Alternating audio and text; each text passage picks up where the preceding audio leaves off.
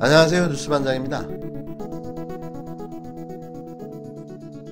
지난 2019년 검찰 개혁을 방해하기 위해 자행된 조국 전 법무부 장관 일가족에 대한 표적 공작 수사, 일명 윤석열 검찰 쿠데타로 아직까지 조 전 장관 일가족은 실질적인 명예회복도, 그리고 각종 언론의 털어대기식 보도로 자행된 인권 유린도 회복조차 못하고 있습니다.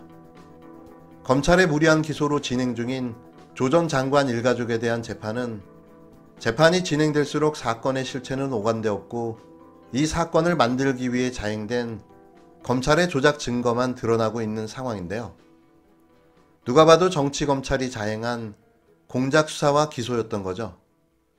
이렇게 사건의 진실들이 하나씩 밝혀지고 있는 상황에 조 전 장관이 자신들에게 정신적 피해를 줬다며 집단 소송을 제기했는데요. 조국 때문에 너무 괴로웠답니다. 그래서 죽고 싶은 생각마저 들었다는 건데요. 일명 구한와사 상황까지 갔다는 거죠. 그래서 정신적 피해 보상을 받아야겠답니다. 코미디죠. 정신적 피해 보상을 받으려면 윤석열을 상대로 소송을 해야지 왜 조국 전 장관인가요? 번지수가 잘못돼도 한참 잘못됐는데요. 웃기고 앉아있는 거죠. 이 소송을 가만히 들여다보면 요주의 인물 2명이 등장합니다. 기생충 서민과 달빛은 영창으로로 유명한 김소연 변호사인데요. 짐작한 대로 여지없이 그들이었습니다. 국민 1600여 명이 조국 전 법무부 장관 때문에 정신적 피해를 봤다며 집단 소송을 제기했습니다. 서민 단국대 의대 교수 등 1618명은 조 전 장관의 숱한 거짓말과 불법 행위 등으로 우울증, 탈모, 불면증, 우라병, 대인기피, 분노조절 장애를 앓고 있다며 1인당 100만원씩 총 16억 1800만원의 손해배상을 요구하는 소송을 11일 서울중앙지법에 제기했는데요. 이 병들은 이미 가지고 있던 지병들이 아닐까요? 탈모라뇨? 어디서 약을 팝니까? 이걸 지금 소송이라고 제기한 건가요? 그냥 화제성으로 조국 전 장관 모욕 주기의 일환으로 보여지는데요. 이 한심한 작태에 속이 울렁거릴 지경입니다. 이번 소송은 국힘당 소속 김소연 변호사가 지난해 9월 자신의 페이스북을 통해 조 전 장관을 상대로 집단소송 참여자를 모집한 게 계기가 됐는데요.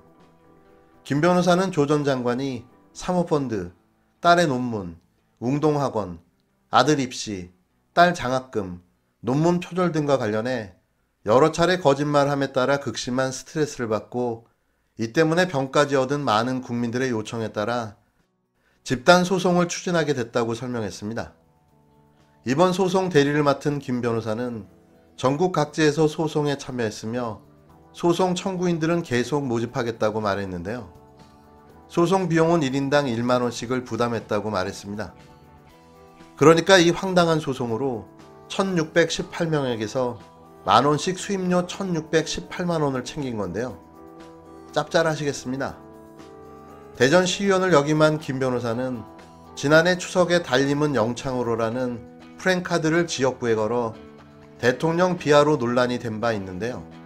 김 변호사는 소장에서 조 전 장관은 2019년 9월 인사청문회 등에서 사모펀드 구성이나 운영 과정에 관여하지 않았다고 했지만 재판 과정에서 거짓말로 판명나는 등 사실과 다른 말을 여러 번 했다고 주장했습니다. 김 변호사는 이어 원고로 참가하는 분들이 어떻게 조국으로 인해 정신적 손해를 입었는지 최대한 입증하고 그 인과관계를 밝히는 노력을 해보겠다고 했는데요. 앞서 박근혜 정부 국정농단으로 인해 정신피해를 보상하라며 집단소송을 낸 시민들은 패소한 적이 있습니다. 강모 씨 등은 2017년 6월 박 전 대통령의 이른바 국정농단 사태로 정신적 고통과 피해를 받았다며 1인당 50만원씩 총 2억 8천만원의 청구 소송을 제기했었는데요. 이번 소송 청구인은 소장에서 다양한 피해 사례를 털어놨습니다. 박모 씨는 재수까지 하면서 의대에 보낸 부모로서 조국 장관의 딸이 아빠 찬스로 의전원에 진학해서 장학금을 받는 것을 보면서 자식에게 미안해서 밤잠을 설치다 끝내 우울증 약까지 먹게 됐다. 법을 지키며 열심히 살라고 가르친 내가 바보 엄마냐고 주장했습니다. 또 다른 청구인은 조국이 저지른 각종 범죄 혐의로 스트레스를 심하게 받아 구한 와사가 왔고 불면증에 시달리고 있다고 전했는데요. 이어 조국 가족들의 그 뻔뻔함은 자랑스러운 대한민국의 얼굴에 먹칠을 함으로써 국격을 훼손했다며 견디기 힘들 정도의 정신적 피로감과 좌절감에 하루하루가 힘들다고 한 청구인도 있었습니다. 의전원, 특히 부산대 의전원 출신 의사에 대한 불신으로 병원에 갈 때 출신 대학을 확인한다는 등 불편한 불안감에 시달린다고도 털어놓은 청구인도 있었는데요. 이 청구인들 모두와 소송 변호사를 상대로 조국 전 장관은 손해배상 청구 소송을 제기하셔야 합니다. 중요한 건 어떤 죄명으로도 확정된 판결 내용이 없다는 건데요. 이들의 주장은 그냥 주장일 뿐인 겁니다. 그것도 모욕과 명예를 훼손하기 위한 고의적인 소송 제기인데요.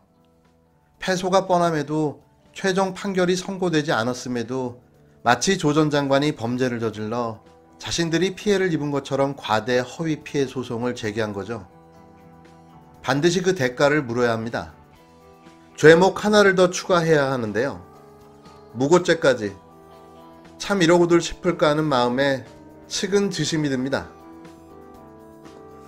문재인 대통령과 집권 여당이 오기 정치의 깊은 수렁에서 헤어나지 못하고 있습니다.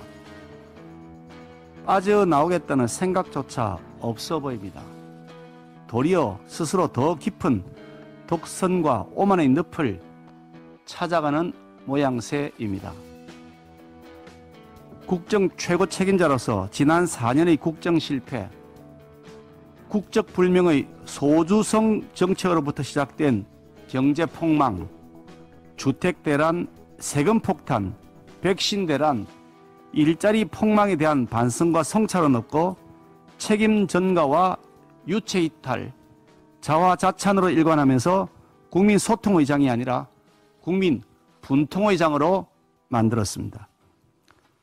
사람이 먼저라더니 자기 편이 먼저였고, 나라다운 나라 만들겠다더니 세금 지옥의 나라, 집의 노예인 나라, 코로나의 생명을 저당 잡힌 나라를 만들어버렸습니다.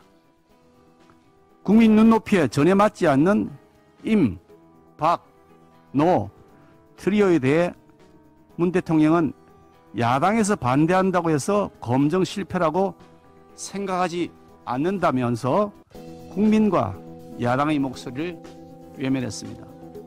청문회에서 많이 시달리던 분들이 일을 더 잘한다라는 대통령의 오만이 결국 나를 이렇게 파탄지경으로 내몰고 있는 것이라고 보지 않을 수 없습니다. 노무현 정권 시절 국가보안법 폐지 등 4대 법률의 폐지, 언론과의 전쟁 등 독선적이고 무리한 정책을 잇따라 추진하다가 결국 몰락의 길을 자초했습니다.